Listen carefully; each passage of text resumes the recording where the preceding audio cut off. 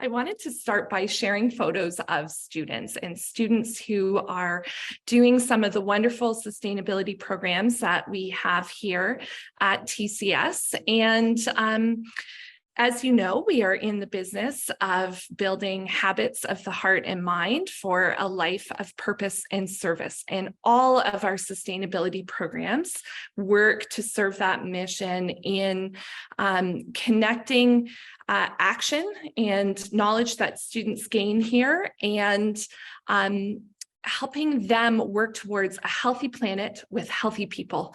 And so you see here, for example, on the top left, we've got grade 8s out there in October doing water testing, learning how to do water testing for water quality before we went out in the community in Port Hope to do that. We've got some cute grade 5s from last Earth Day who are out beside the health center we took all 100 junior school students out there last year to our pollinator meadow and had all of the students reseed some of that area with native plant species for pollinators. And then we've got our folks who are working with the pollinators. And these are some of Dr. Hodges' stewards who are part of the apiary stewardship program. We have 3 beehives on campus where we are making our own honey and sending that honey into Osler Hall for lunch. And so at certain times of the year, you will see honey beside the toast station where people can make their favorite lunch. And then we have some of our borders at the top right at the annual tree plant. And every fall for about a decade, we've been adding more native species to the campus and have partnered with some wonderful organizations and some alum through Maple Leaves Forever and Highway of Heroes Living Tribute to have these tree planting opportunities for students. And it's such a special opportunity every year for students to feel they're making a difference for the planet right here on the campus. And then, of course, we have our usual thing that people associate with sustainability, which is recycling. And we have some of our recycling coaches there at the Terry Fox Terry Fox Run barbecue last fall. So now that you're warmed up with some of our kids involved in sustainability programming at this school, what I want to show you is a little bit of what that means in terms of what we're doing. So we are using a model towards school greening, or which we call the whole school sustainability model, where we take an approach to greening our campus through some of the infrastructure choices we make in our retrofitting of infrastructure, greening our curriculum. Every year we survey our teachers for how they are integrating sustainability concepts and environmental education into their curriculum. And we have teachers in every subject in the school and every grade in the school integrating, be it art, be it guidance, be it math, be it the usual things like science. And we believe that where we really need to build a mindset towards a sustainable future is in the culture of the school. And so that leads me to the acronym that you see there, which says MOGO. And MOGO is the mantra or the lens that we are using in the school culture towards doing more good for people and the planet instead of just less bad. And we've seen over a couple of decades that it's hard to sometimes look at some of the global sustainability issues when we're looking at climate change with youth, when we're looking at different pollution issues. It's very weighty and it can feel like small actions won't be enough to make a difference. And so using this concept of MOGO helps our students realize just try and do a little bit of MOGO, or turn up the dial on MOGO, do a little bit more good, and it does make a difference. The 2 years ago, we joined the Climate Action Accelerator program, which is a group of 20 case schools. That's the Canadian Association for Independent or Canadian Accredited Independent Schools.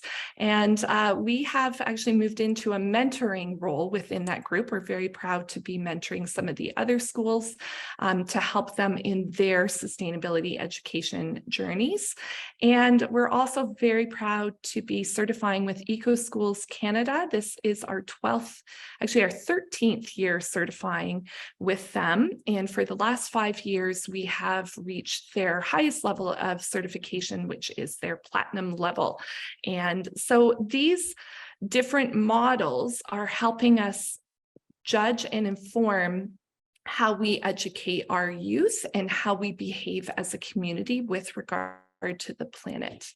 A little bit more on the models we're using. We have sort of a working idea that we want the school to be a living lab for sustainability. And we want our physical spaces to be tackling climate change so that our students are just, it's normal for them to be surrounded by activities and programming and infrastructure that is working towards a healthy future. And so this is sort of our working lens on how we are operating. On the left, I have my model that I've been using for about the last 10 years, which I called Sustainability Mountain.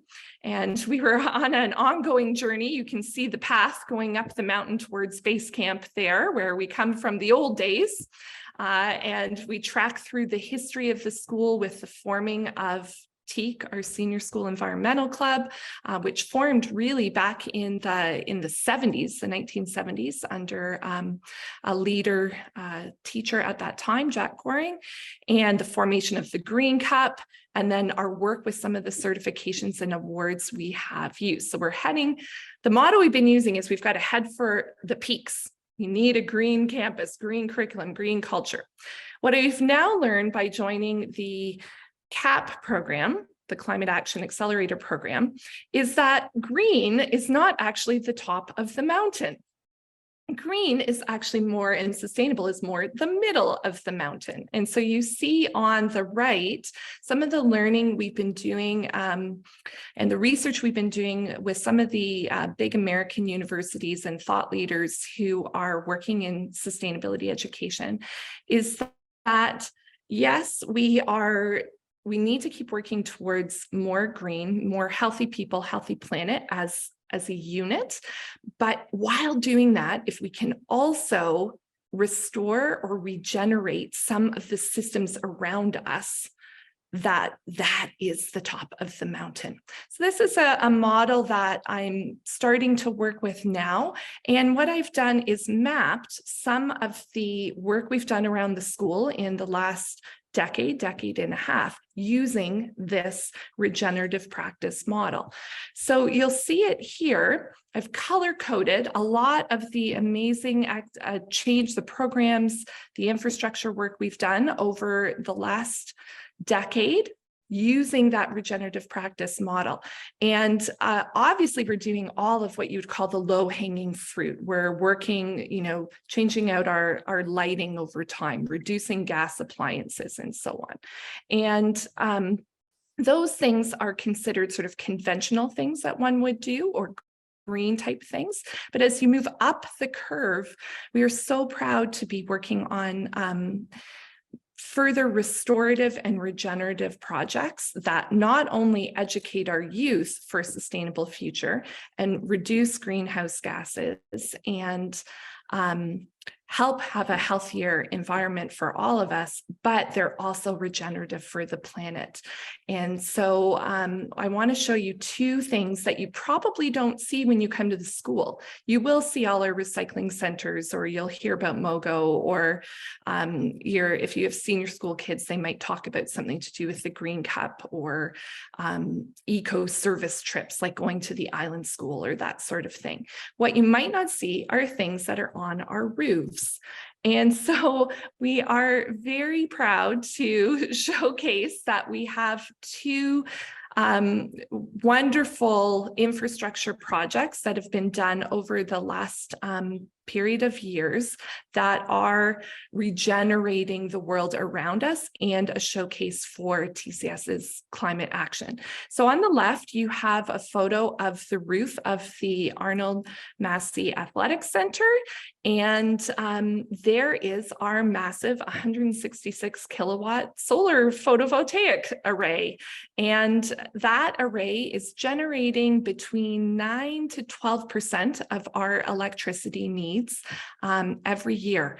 And it's even doing it through the snow. I was actually following the data. We have an online portal where we can look at the generation on a daily, monthly, etc. Level. And even when some of those panels were covered in snow earlier in the winter, they were still generating. The light gets through the snow, and we're getting our good renewable, clean energy.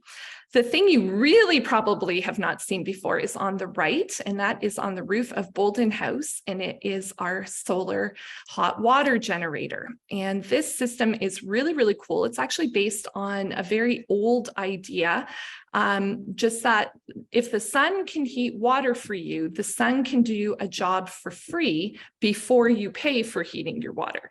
So this is a water preheat system.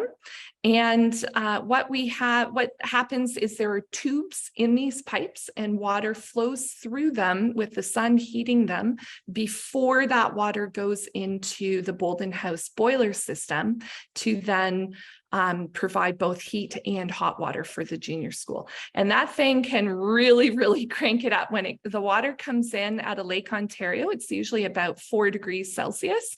And the system gets that water up into the